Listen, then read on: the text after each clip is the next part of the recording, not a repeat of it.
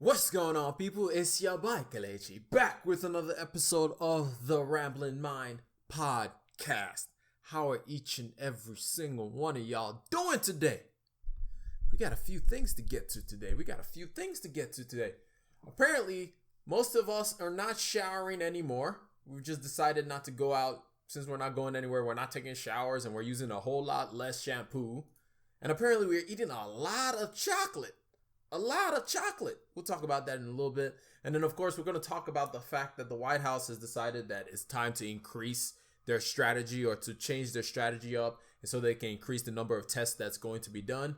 But somebody says it's impossible at the rate that they're saying they're going to be able to do it, because they just don't have enough testing to do it. But we'll talk about that. But the first thing we're going to talk about today is we're going to hit on the fact that yesterday, being Wednesday, and Tuesday, the Federal Reserve just got together and they started talking about what they're going to do once again about this whole coronavirus situation. But first, before we talk about what they decided or what they discussed, which we'll hear about that later on, but first we're going to talk about the information they released and the fact of something that we already knew was going on, but it's different when you know something is going on versus when you see something is going on. Like they say, seeing is believing. And as of the first quarter of 2020, the US GDP shrank 4.8%. Now think about it. In the first quarter, we're only on lockdown for 2 weeks. 2 weeks. Think about that. Just think about that. For 2 weeks, we're on lockdown, and yet the GDP of the US shrank 4.8%. So let's talk about why that is. So like they say in the article, it says gross domestic product fell 4.8% in the first quarter, according to the government numbers released Wednesday that provide the first detailed glimpse into the deep damage the coronavirus wreaked on the U.S. economy. And if you're watching on YouTube, you can see this graph right here. We had been doing pretty well from 2008. It's a graph showing our GDP from 2018 to now, and we had been doing pretty well with our GDP and how it was growing over that time frame, over that period of time. We had from in 2018 first quarter, it was 2.5%. At the end of 2018, it was 1.1%. The beginning of 2019, it was 3.1%, and we had been growing at about 2% every single quarter.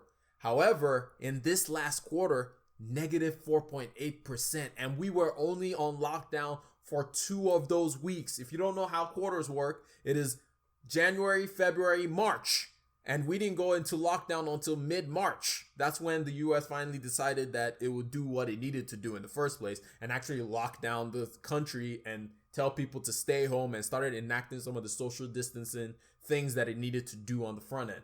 But even just for that short period of time, GDP dropped 4.8%. That is intense. And then let's talk about the reason that happened. We've talked about it multiple times on this podcast. The fact that consumer paying and consumer eating basically I said consumer paying and eating. I mean, consumerism contributes 2/3 of the GDP. And so when consumers aren't buying things, when consumers aren't shopping and doing all the things that we do on a daily basis, when we're not going out to bars, when we're not going out to restaurants, when we're not driving around and buying gas and doing all these other things, GDP will go down. So in this article, it says this is an article from CNBC. It says consumer expenditures, which comprise 67% of total GDP, plunged 7.6% in the quarter as all non-essential stores were closed, and the cornerstone of the U.S. economy was taken almost completely out of commission. Durable goods spending tumbled 16.1%, while expenditures on services were down 10.2%. Exports dropped 8.7%, while imports fell 15.3%, including a 30% drop in import services. That is ridiculous. The fact that we just witnessed this crazy amount of drop, and now we're heading into a new quarter, or we are in a new quarter, where for most of this quarter, we're going to be on lockdown. This is part of the reason why the government and states are in such a rush which I think some of it is not wise, are in such a rush to remove some of those lockdown measures that they've put in place, some of those social distancing measures. This is why they're in such a hurry to get people spending more money. But the question is, like we've talked about it in the past, are you and I that are listening to this podcast going to actually go outside when all of this blows through? The answer, for the most part, even in states where this thing has already been, the social distancing measures and the lockdown has kind of been opened back up and people can go about and those kind of things, like for the state that I'm in, Georgia, people aren't really going anywhere because everybody is still very much afraid. Everybody still knows that there's still a bunch of cases out there. I mean, in Georgia alone, we have over 20,000 cases, if not more. And then in the United States, we just crossed 1 million cases of coronavirus. Think about that. Worldwide, there are 2 million cases. In the United States alone, there's 1 million cases. That is ridiculous. That is so much. There's way too many cases in the United States. And that's why I don't think people are going to be rushing out to go out. I mean, some young people, think about when we look at Florida, for example, and people are still going to the beach and all that kind of stuff. I mean, so young people are still going to rush out to try and go to these places. But for most people who have some level of common sense and are thinking about their lives, no offense if you're one of those people who want to rush out, you're going to stay home for the most part. But we can see why the government, and we can see why they're rushing to open up businesses as soon as possible. So apart from that, the other thing that the Federal Reserve is discussing is basically what can they do? What is some of the other movements that the Federal Reserves can do during this time period to help out the economy or continue helping out the economy? In this whole, for the markets especially, when you look at the stock markets especially, the Federal Reserve has been the Superman to the stock market's metropolis. It has caught it right before it fell and just destroyed itself. Like, it's literally been there right on the nick of time with all the movement that it's made. We've talked about it multiple times. The movements it made with the amount of loans that it gave out, the fact that it jumped into the market so soon, it reduced interest rates to completely zero. I mean, it's 1%, but 1% is basically equal to zero as far as the Fed is concerned. And it induced so much money into the market, like giving money to banks to make sure that they have enough money to do what they needed to do on a regular basis, to be able to loan out money to other people. They gave out money. They bought junk bonds, something that the Fed Reserves usually doesn't do. They bought a bunch of ETFs, which is something that they don't do. Basically, they're diving into so many different areas of the market, so many different markets that they've never played in before. In the past, we thought that the only ammo that the Federal Reserves had was interest rate. But Jerome Powell, if you don't know, that's the head of the Federal Reserve. Jerome Powell has shown us that he got a Gatling gun and he's willing to shoot every single bullet in his clip to make sure that the economy does well once we come out of this pandemic thing. All the Federal Reserve is doing, as we've talked about before, is all they are doing is trying to keep the ship afloat. They just want to keep the ship afloat as long as possible and keep everything above water until we come out on the other side. And they're hoping that the moves that they are making now will ensure that businesses get back to work faster, to ensure that people start spending money faster. All they're doing is greasing everything. They're oiling all the gears down to make sure that things move over smoothly.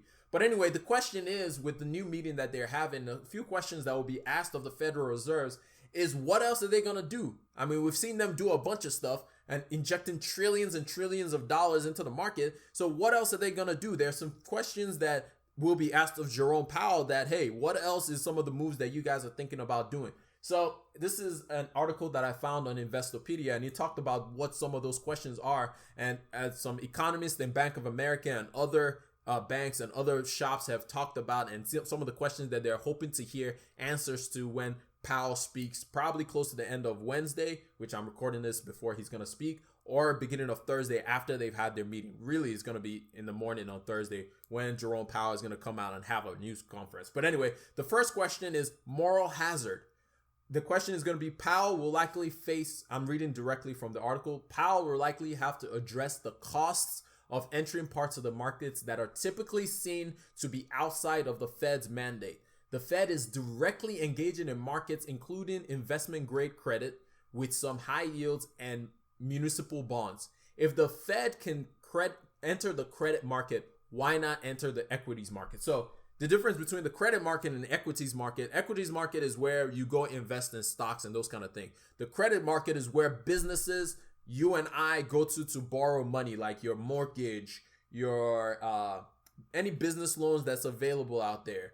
Those kind of loans is the credit market. So usually the feds, like we just said, the feds don't enter that side, but now they've entered into it. So now everybody's like, so why not get into equities and, like, you know, help out, grease those wheels as well and help us out in that area, which I think that's a very, very slippery slope. And I hope the Fed does not enter the equities market. The second thing, Main Street lending facility. So the Fed has announced that, or they announced, I think it was a couple of weeks ago, where they're going to be directly lending to businesses. That's not usually how the Fed rolls. Usually the Fed will give money to banks and then banks will lend to businesses. But then the Fed announced that they're going to have a Main Street lending facility where they will be lending money directly to businesses to ensure that the economy keeps going. So the question is, when will the facility be up and running? Which types of companies are they targeting? And does the Fed believe that there will be sufficient interest in that Main Street lending facility? And then the third question is, what kind of recovery do you expect? So everybody's going to be looking at Powell and saying, hey, what kind of recovery do you think that we're going to have from this whole coronavirus situation? While he may not say it directly, Powell may likely send a signal that the Fed is not counting on this to be a V-shaped recovery. By the way, there are multiple different types of recovery. You have the V-shaped recovery, which is the best kind of recovery that you can have out of a recession period. You have the L-shaped recovery. That's the worst kind you have. Nobody likes that recovery. It's basically where the market tanks and then the market stays low for a really long time. And then you can have a U-shaped recovery where the market slowly goes down and then it takes it a little bit more time, but then it slowly starts going back up. Some people refer to that as the swoosh, the Nike recovery as well, or the swoosh recovery, because it's slow. It just, you see, it's kind of like a parabola. You know what? We're just going to use the word U. It's a U-shaped recovery. And that's more than likely what we're going to see out of this recession period.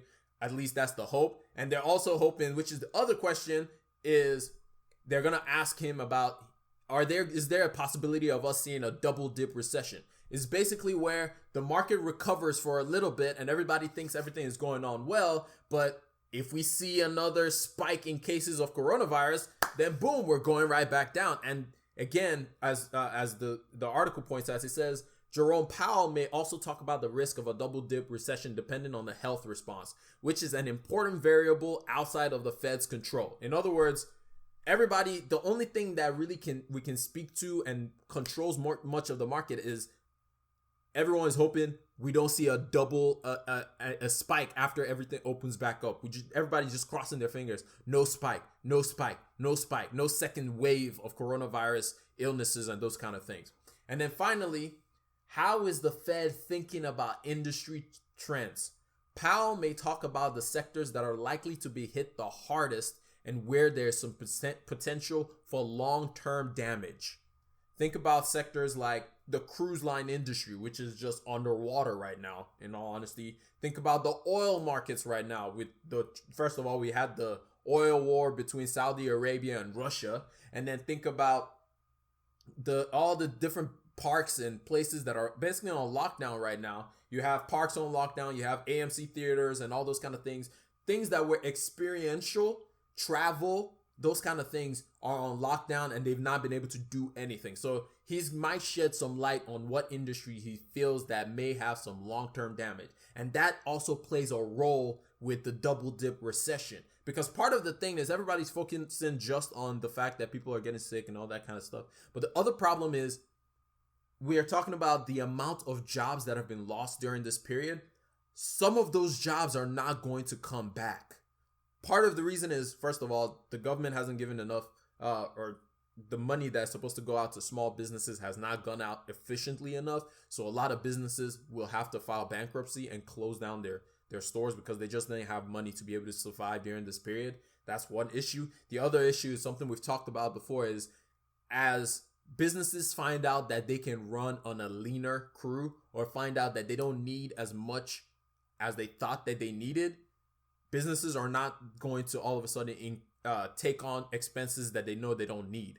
And so some jobs that are currently available today may not be available tomorrow after we come out of this thing. So that's something else. And when people don't have jobs, guess what? They can't contribute to the economy. They can't buy stuff. And as we said before, 2/3 of the economy is consumer spending. It's you and I going out and spending the money that we get paid. And if people can't get paid and they're more of a liability on the government, because that means the government is not getting revenue, rather the government is having to dish out revenue.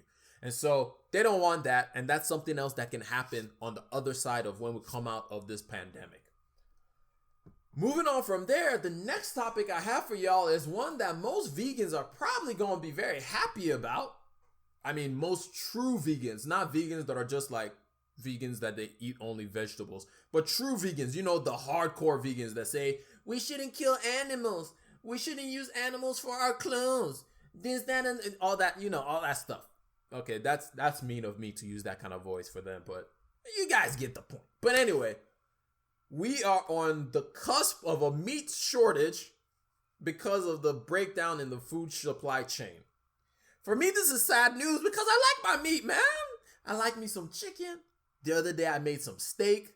Man, being at home during this whole period, I mean, when the initial thing happened, I bought like a bunch of like cheap, like there was steak on sale and I bought a bunch of it and I cooked it. Man, I took my time with that thing. I brought it out, I sauteed it, wrapped it up in what is that, plastic wrap, wrapped it real good, put it in the fridge, let it sit in itself just let it sit in its fat and everything, you know, sit there real good, brought it out, put it on the grill, just you could hear the it sat down on there. I got some vegetables, some broccoli, some cauliflower, put it on the, you know, just a little bit of water, a little bit of salt, a little bit of pepper, shake that thing up real good, twist it around, shake it up again real good, bring it out. Man, that steak was good. And that broccoli, that was good. So this news is not good news for me, man. This is not good news for me. Talking about we're going to have some food chain supply. The problem in the supply chain is not the fact that we don't have the animals or anything like that. It's the fact that they can't get the animals to get processed. So what am I talking about? This is an article from Bloomberg. It says plant shutdowns are leaving Americans dangerously close to seeing meat shortages at grocery stores. Meanwhile, farmers are facing the likely culling of millions of animals, and mass burial graves could soon be dug across the heartland.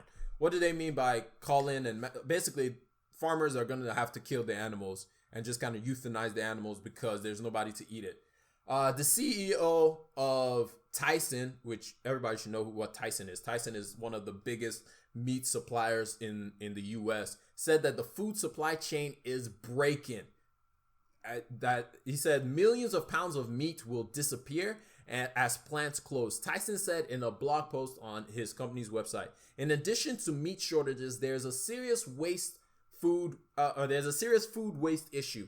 Farmers across the nation simply will not have anywhere to sell their livestock to be processed when they could have fed the nation. Millions of animals, chickens, pigs, and cattle will be depopulated.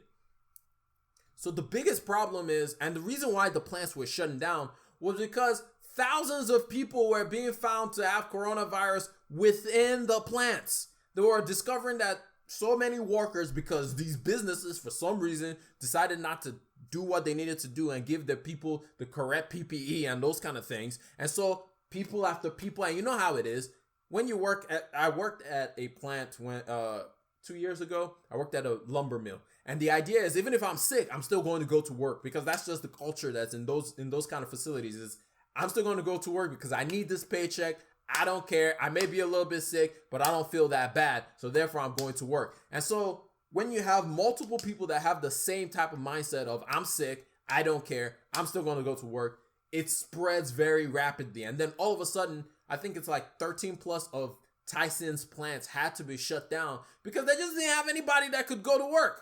So many people were sick because of just how profound, because you know they were an essential business, of course, but then the company wasn't doing anything to help their workers. And that's one of the problems with this whole thing, is a lot of people with their businesses. Yes, you may be an essential business, but you got to provide the necessary things in order for your business to continue running. Otherwise, this exact situation is going to happen. The president of Denver-based consulting firm Global Agritrans said, "It is absolutely unprecedented. It's a lose-lose situation where we have producers at risk of losing everything and consumers at risk of paying higher prices. Restaurants in a week could be out of fresh ground beef. This is a situation that we have never experienced before. This is a situation that just doesn't make any sense. We're used to always having whatever we want, whenever we want. But for the first time in life, we're probably not going to be able to have that." Now, on the other side of things, I don't know if that's a bad or a good thing, because one, it might force us to be more healthy when we can't go out and buy all this bacon and buy all this pork and buy all this beef and all this other stuff, and those have really a lot of unhealthy fats. But we as Americans, we tend to over consume these things because it's overly available. And so maybe this will just push us to not be buying so much meat, and we'll eat more greens in our diet. Maybe. Probably not. We'll probably end up just paying more for it and complain about it later. But anyway, on the same news, Trump was like, "Oh, hell nah. What y'all mean you're going to shut down plants? No. Trump actually decreed an order and was like, y'all are going to stay open." Everybody knows about the DPA. I think it's what it's called. DFA or DPA? DPA, the Defense Production Act, which is basically where in times of pandemics, in times of war, the U.S. government can basically force private institutions or private companies to do what they need for the greater good.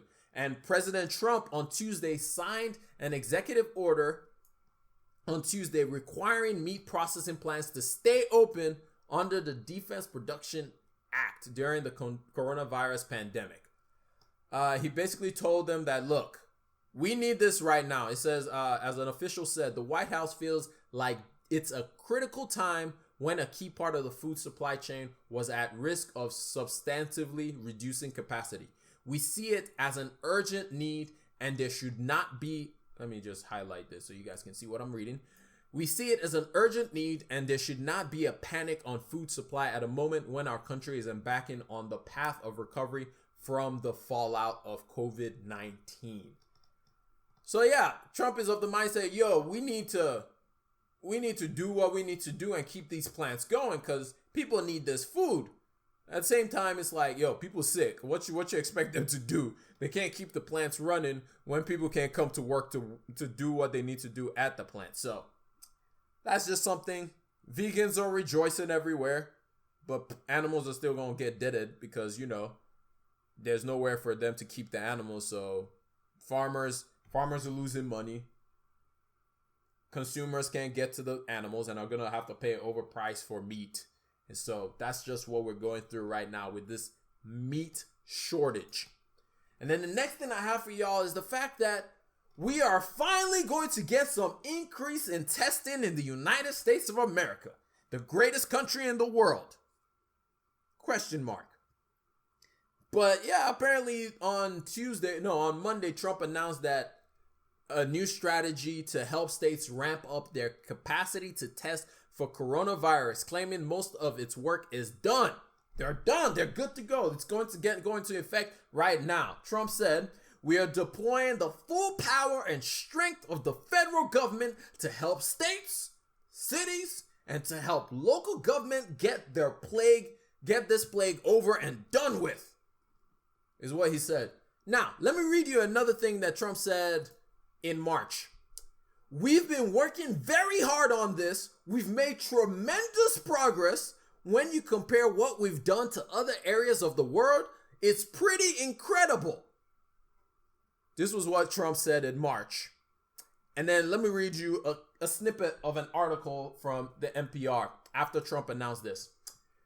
NPR investigation team dug into each of the claims made from the podium that day. The day was 1 month ago, which was March 13th.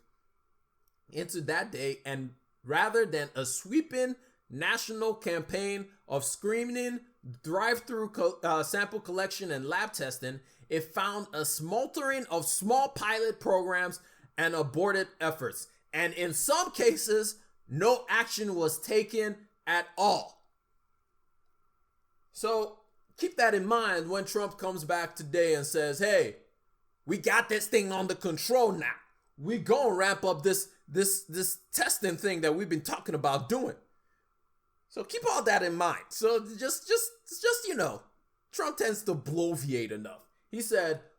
Trump said is expected to announce that the federal government will prepare to send all 50 states enough tests and testing material to screen at least 2% of the population of each state per month. Now that's a lot. That's a lot of people. That's about 6 million people. As of right now, the U.S. has only tested, where's that number? Where did I find that number? The U.S. has only tested, I think, about maybe close to 1 million people at the max. So, like, to go from that to testing the entire population in the next few weeks, in order for us to open up the thing, because that's the only way we're gonna be able to open up the borders, is by actually testing people, testing more and more people. Until we get to that point, we're definitely not opening up the borders. Experts says that that America needs to perform closer to 20 million to 30 million tests a day to begin getting the economy back to normal. There are more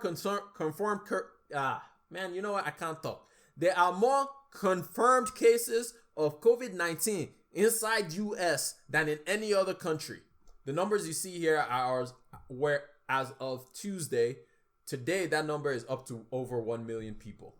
And so as you can see, we just don't have enough testing to be able to go through and help people as we need to help people. And we just don't have enough testing to be able to guarantee that the American people will be safe. And in order for us to open up the borders we just need to test more. That's literally beginning and end is testing. Whether it's contact tracing, we can do that. But the most important thing is we have to test. If we're not testing people, we don't know who has it and we don't know how to protect people. Because at the end of the day, if you're driving down the road and you can't see where you're going, guess what's going to happen? You're going to get in an accident because there's going to be a turn and you ain't going to know about it. That's why we have something called headlights so we can drive at nighttime. So we need testing so we can know where we are going, so we can know where we are headed. But anyway, I will stop jumping on Trump's back and I'll talk about some fun stuff. So on the final article of today, we're going to talk about the fact that apparently we eating a whole lot of chocolate and we stopped shampooing. Apparently, since we started working at home, we said, you know what, forget this thing. Shampoo my hair, forget that noise.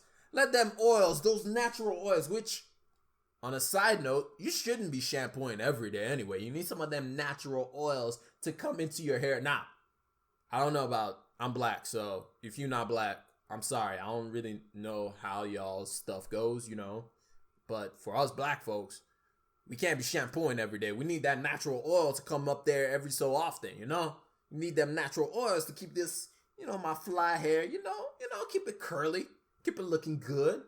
I say looking good, but, I ain't been to the barbershop in a long time. Not that I'm mad about it. It's money that I've been saving. I ain't got to spend $30 to get this haircut. It's like, oh, this is nice. This is nice. I look like a wolf. I don't mind. I'm wolfing out over here, and it's cool. I'm cool with it. It's an opportunity to try to grow out the beard, try to look a little good, get this thing nice and long, all that good stuff. And apparently we're eating a whole lot of chocolate. So if y'all got any chocolate in your house, just, send me some cash so I can get some chocolate as well. As Hershey's announces that they had a really, really good quarter because, well, we just are just at home snacking. What is, hit me up. Hit me up on Twitter, hit me up on Instagram, whatever. What is your favorite snack of choice? Mine is plantain chips. I mean, I can go through a pandemic. I can go through anything as long as I have some plantain chips in my house. Now, I literally have been buying. I'm addicted. It's a bad thing. I'm so addicted to plantain chips. For those of y'all who don't know what I'm talking about, let me bring up a picture. Like, oh my gosh. Like, I am addicted to these things, man. It's so good. And it doesn't even have the right picture. It's all this nonsense. Next. Show me the right picture of plantain chips so I can tell the people. But anyway, plantain chips is my thing. What is y'all's thing? Plantain chips, oranges, and grapes are my snack of choice. And trail mix. Love those things. What are y'all's snack of choice during this whole coronavirus pandemic situation that we are in? But that's all I got for y'all. Let me know what the answer is or what you think about everything we talked about today. If you need a reminder, let's go through it real quick. Thing number one. Apparently, we are in a horrible place as of last quarter. The U.S. GDP dropped 4.8% and is expected to drop even more going forward because of this pandemic. Second thing is we're going to be hearing from the Fed chair, hearing about some of the moves that they plan to make moving forward through this pandemic. Then we talked about the fact that we ain't got no meat.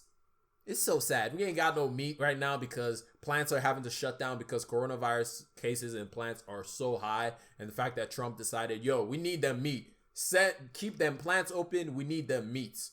And then finally, we talked about testing and the fact that the White House is saying now that they are ready to test 2% of population of each state, which is great in quotation marks, but it's a promise that they've made in the past and they haven't been able to keep it yet. So we'll see what they do this time around. Hopefully it's going to be something better. And of course, we talked about snacking because your boy is hungry and needs to go eat some stuff.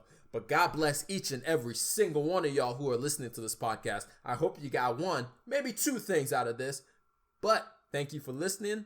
If you're not subscribed, hit that subscribe button. It's been your boy Kelechi. I'm going to be back with another one, another day. God bless you guys. And I'm out.